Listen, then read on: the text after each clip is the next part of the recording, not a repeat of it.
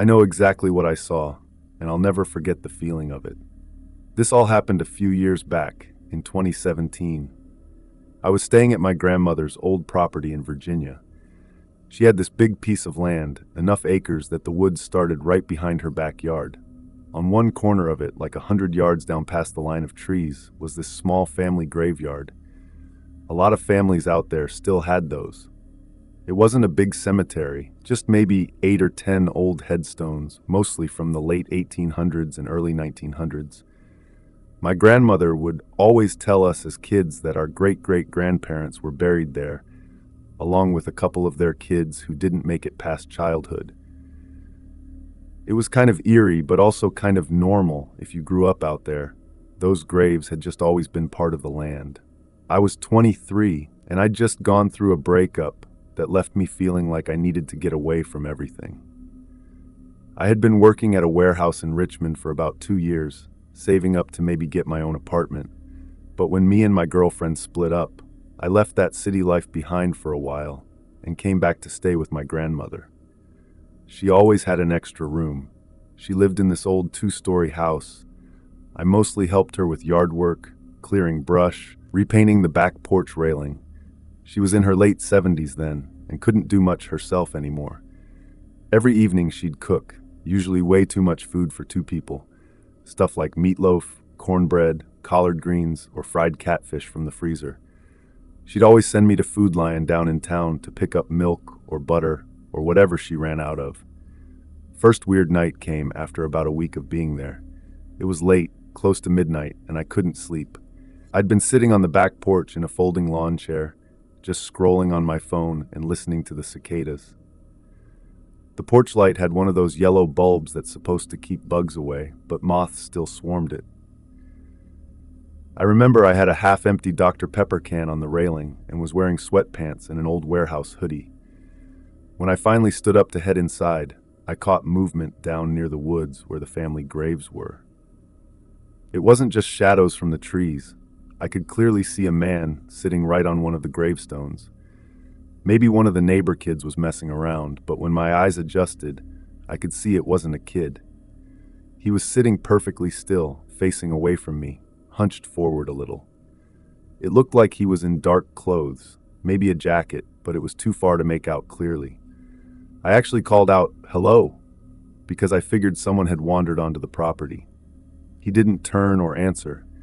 I started walking down the hill, my phone flashlight on, but the second I stepped off the yard and into the grass leading toward the graves, the figure was just gone. I don't mean he walked off.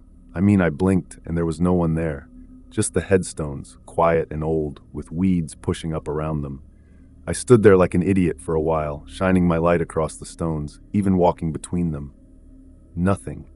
No noise of someone running off. Just me breathing heavy and crickets all around. I finally went back inside, told myself it was shadows or my eyes playing tricks because I'd been staring at my phone. I didn't mention it to my grandmother because she worried easily, and I didn't want her thinking someone was trespassing. A few days later, my younger sister Ava came by. She was 18 at the time, about to start college in the fall, and she wanted to spend a week with us before leaving. She brought her dog too, a little beagle mix named Charlie, who barked at anything that moved. Ava and I decided to go for a walk one afternoon down the trail that led past the family graves into the woods. It was like 5 p.m., still plenty of daylight. We were just talking about random stuff, her excitement for college, how I hated my warehouse job, stupid inside jokes from when we were kids. When we got close to the graves, I suddenly froze. I saw someone walking right on top of them, not like walking by, but literally stepping across the stones slowly, like they were gliding almost. It was the same man, same posture, same dark clothes. I stopped mid-sentence and just stared, and Ava turned to look at me like, "What?"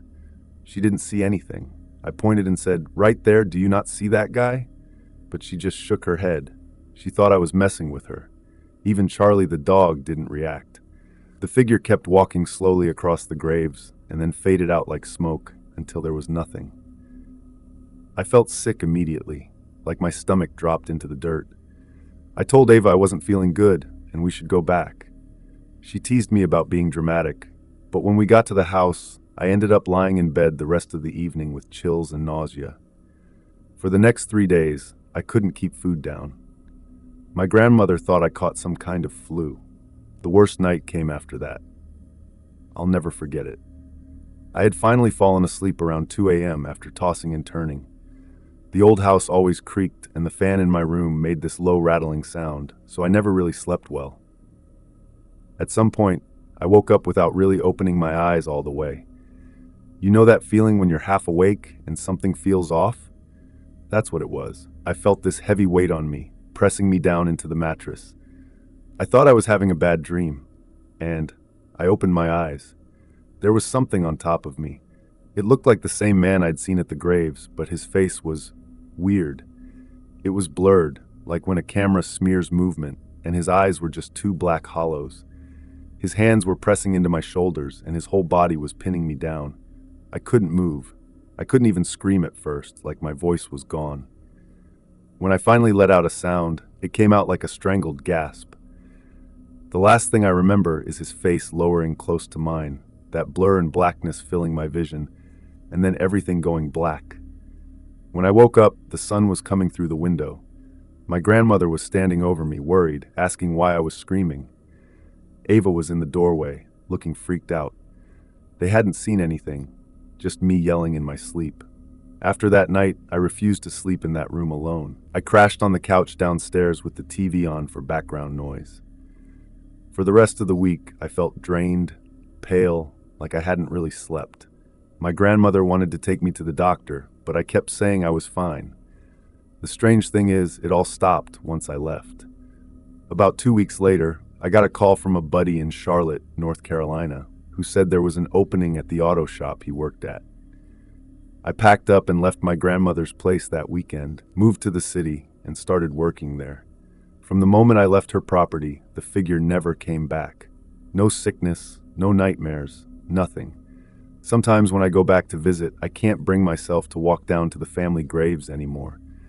I don't know what I saw, if it was something tied to the land or to me, but I'll never forget waking up that night with it on top of me. I'll try my best to explain this story the way it happened, but I'll admit up front, I sometimes ramble when I tell long stories because little details come back to me while I'm writing. In late 2017, my wife and I were renting a one-story ranch house outside of Flagstaff. We'd been married for about 4 years at the time. No kids, just 2 dogs. A black lab named Tucker and a goofy mutt named Daisy. To give a little context, we moved to Arizona from Illinois in 2016 because I got a job transfer with Union Pacific. It wasn't the kind of transfer I was excited for, but it was one of those situations where you either take it or risk being replaced. We figured we'd try it for a few years. The rent out there was cheaper than Chicago. The weather was completely different. Still weird to see snow in Arizona during the winter, though. And we liked the idea of being away from the constant noise of the city. The house we were in, single story, faded yellow paint, old swamp cooler on the roof that barely worked in the summer, and a long gravel driveway. The neighbors were kind of spread out, and there was a little patch of forest behind our backyard that connected to a dry creek bed. At night, it was the kind of quiet that almost makes your ears ring. You know the type, when you get so used to city noises that silence feels unnatural. Anyway, one night, around 11 p.m., my wife and I were sitting on the couch half watching Netflix. She had fallen asleep with her head on my shoulder, and I was scrolling through my phone with the volume low. Out of nowhere, there was this knocking sound at the front door. Tucker immediately perked up and started growling, and Daisy ran to the door and scratched at it. I got up and peeked, but no one was there. Porch light was on, driveway was empty. I figured it was some kid screwing around, or even an Amazon delivery mix-up, though at 11 p.m., didn't make sense. I opened the door anyway, stepped out and looked around. Cold as hell that night. You could see your breath in the air. No car sounds, no footsteps, nothing. I told my wife when she woke up the next morning, but she shrugged it off. Just one of the neighbors playing a prank, she said. Thing was, our closest neighbor was about a quarter mile down the road, and we didn't really talk to them much. They were an older couple who mostly kept to themselves. So a few days pass and we forget about it. Then, maybe the following Thursday, something happened that I still don't like thinking about. It was around 2 in the morning, and I woke up because I heard what sounded like footsteps on the roof, almost like someone was pacing back and forth. I sat up in bed and listened. My wife was asleep, and both dogs were staring at the ceiling, ears perked. That's when I knew it wasn't just my imagination. I shook my wife awake and whispered, "Do you hear that?" She sat up, groggy, and then her eyes went wide. The footsteps were still going. Our roof was covered in gravel from the old roofing material, so it wasn't silent when someone walked up there. She whispered, "Is someone on the house?" I nodded, got out of bed, and grabbed the bat I kept in the closet. I didn't have a gun at the time, though my wife nagged me about it constantly after this incident. We stood in the hallway, listening. Then the steps picked up, faster this time, almost like whoever it was started running. And then, out of nowhere, there was this loud thud, like someone jumped off the roof onto the ground. I ran to the window in the kitchen, pulled back the curtain just in time to see a man sprinting across the yard toward the tree line. He wasn't wearing a shirt, just dark pants, and he had something in his hand that caught the light from the porch bulb. I thought it was a crowbar, but it looked longer. Maybe a machete, maybe even a big hunting knife. My wife came up behind me and asked, "What the hell did you see?" And I just said, "Some guy. He had something in his hand." We called the police right away. It took them about 20 minutes to get out to us since we were outside of town, but by the time they showed up, there was nothing to see. The ground was too hard and dry to leave any clear prints. I bought motion sensor lights and installed them around the house, even though I'd never done electrical work before and almost electrocuted myself in the process. We kept the dogs in our room at night, and I even started parking my truck closer to the house instead of down by the road. One random thing that stuck with me: a few days after the roof incident, I stopped at the Circle K gas station on Route 66 to grab a coffee before work. There was this homeless-looking guy hanging around the parking lot, shirtless, wearing dark pants, just kind of pacing back and forth. His arms had scratches all over them. He wasn't holding anything at the time, but for some reason, my stomach dropped when I saw him. I didn't stick around long enough to get a better look. Over the next month, nothing major happened, but we kept feeling watched. Sometimes the dogs would bark at the back door at 3 a.m., but when I'd check, nothing was there. A couple of times, I heard something scrape against the siding, like metal dragging lightly. I'd rush outside, bat in hand, but it would just be silence and the sound of crickets. In January 2018, we finally broke the lease and moved to an apartment closer to town. My wife said she couldn't take the constant paranoia anymore. And honestly, neither could I. We figured apartment living would be safer, more people around, less isolation. Right after we moved, I went back to the old house one afternoon to grab the last of our stuff from the shed. The landlord had given us until the end of the month. While I was loading boxes into my truck, I saw something on the roof near the swamp cooler. It was a small knife, rusted blade, black handle, just sitting there like someone had left it behind. The landlord swore he hadn't been up there, and I sure as hell hadn't. I was living just outside of Columbus. At that point in my life, I was kind of drifting, not really knowing where I was headed. I had just turned 29, and I was renting this old one-bedroom apartment. The rent was dirt cheap, but the walls were thin, and I swear the washers and dryers downstairs ran all night. I used to sleep with a box fan on, just to drown out the sound. I worked for a company then, just driving around all day with boxes and groceries. It paid for gas, food, and that little apartment. I had this old silver Ford Focus, kept it running with cheap parts from AutoZone and a lot of YouTube tutorials. I didn't have a girlfriend at the time, honestly. I didn't really hang out with many people. I'd drink a couple Bud Lights in my place after work, maybe play guitar or watch reruns of Pawn Stars.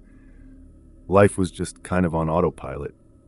The place I lived wasn't too far from this stretch of woods that had an abandoned housing development next to it. The neighborhood was one of those projects that started back in the mid-2000s, when the housing market was booming. But when the crash hit in 2008, they never finished building. What was left behind were a handful of half-finished houses, like shells with no real windows or doors, just empty frames. Some of them were graffitied up, others had been broken into, and the whole place just had this eerie, unfinished feel. I think maybe 4 or 5 families still lived in the area, but they were spread out, and the rest was just these skeletal houses standing like tombstones. I first heard about the woods behind the houses when I was in high school. Some kids used to say a girl was murdered there back in 2011, a college freshman who went missing after a party. Her body was supposedly found a month later deep in the trees. I never knew if that was fully true, but I did look it up a few years later when I remembered the story, and sure enough, there was an old article about a young woman named Nicole who was discovered out there. No arrests were ever made. That stuck with me. October 2017, I had a couple days off work. The weather was perfect for walking.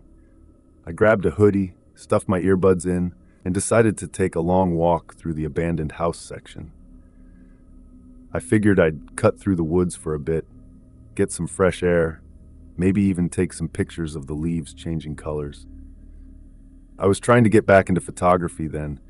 I had this old Canon camera I'd picked up from a pawn shop. So I parked my car near the end of the cul-de-sac where the asphalt just kind of stopped in front of these half-built homes. My car was the only one there. I stepped out, stretched, locked it, and started walking. The houses all looked the same. Gray siding, half the shingles missing, weeds growing up where lawns were supposed to be. Broken glass, beer cans, and fast food bags littered the driveways. I walked past one house where somebody had spray painted "Get Out" across the front in red. Real subtle. I decided to cut toward the woods after about 20 minutes. There was a little dirt trail that kids had clearly made over the years, with bike tire marks still visible. I pulled my earbuds out because the music suddenly felt out of place. I don't know how to explain this part without sounding like I'm exaggerating, but when I got about 30 feet into the trees, I felt like something was off. Not in a ghostly way, just in that primal gut instinct way. Like when you walk into a bar and immediately know you don't belong there. I kept walking though, snapping a couple pictures of the light breaking through the branches. And then, I thought it was just a group of hikers. About 5 or 6 people were walking in a line, coming out of the woods like 50 yards ahead of me. The weird thing was, they were all wearing the exact same thing. Gray sweatpants and plain black hoodies with the hoods up. They weren't talking to each other, just walking out in a slow, steady line, almost like they were coming back from something deeper in the forest. When they noticed me, the group stopped dead. All of them. They just stood there staring. I swear my stomach dropped right into my shoes. 2 of them suddenly broke into a sprint, heading straight toward me. I turned and ran back the way I came, full sprint, crashing through the brush, tripping over roots. I remember my camera bouncing against my chest, almost choking me with the strap. I could hear their footsteps behind me, closer than I wanted. One of them yelled something I couldn't make out. By some miracle, I burst out of the woods and into the open stretch by the abandoned houses. I didn't look back. I just bolted for my car. Dropped the keys trying to unlock the door. I scooped them up and got inside, slammed the locks down and fumbled the ignition until the engine finally turned over. When I finally dared to glance up through the windshield, I saw them. The 2 guys had stopped at the edge of the trees. They weren't chasing anymore, just standing there, watching me. I drove out of there so fast I nearly fishtailed on the empty street. The whole way back to my apartment, my hands wouldn't stop shaking. My brain kept flipping back to the old news article about Nicole, the girl found dead in those woods. And I thought, what if it wasn't random?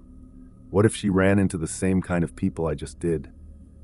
The next day, I tried to tell myself I'd overreacted. Maybe it was just some weird running club or teenagers trying to mess with me. But deep down, I didn't believe that. I'd been chased before, by dogs, by drunk guys at bars, and this felt different. They weren't messing around. I couldn't stop thinking about it. I found myself Googling Ohio cults, woods murders, anything that might explain what I saw. Most of it was junk articles and conspiracy sites, but I did stumble on a Reddit thread where someone mentioned strange gatherings in abandoned houses around Franklin County. People wearing the same clothes, chanting late at night. The post was 3 years old and had barely any replies, but it was enough to make my skin crawl. Around that same time, life threw more crap at me. My car broke down on I-71, timing belt snapped. I had to bum rides off coworkers for almost 2 weeks until I scraped together some money for repairs. My landlord raised my rent by $50 starting January, and I found out my old friend Matt, who I'd gone to high school with, had overdosed back in Dayton. He was only 30. I went to his funeral on a rainy Thursday, stood there with people I hadn't seen in years, all of us just staring at the casket like, what the hell happened to us? After that, I avoided that part of town completely. I switched up my walking routes, stuck to well-lit areas, even started carrying a pocket knife when I went out at night. I told myself it was for peace of mind, but deep down, I knew it wouldn't help much if I ever ran into those people again.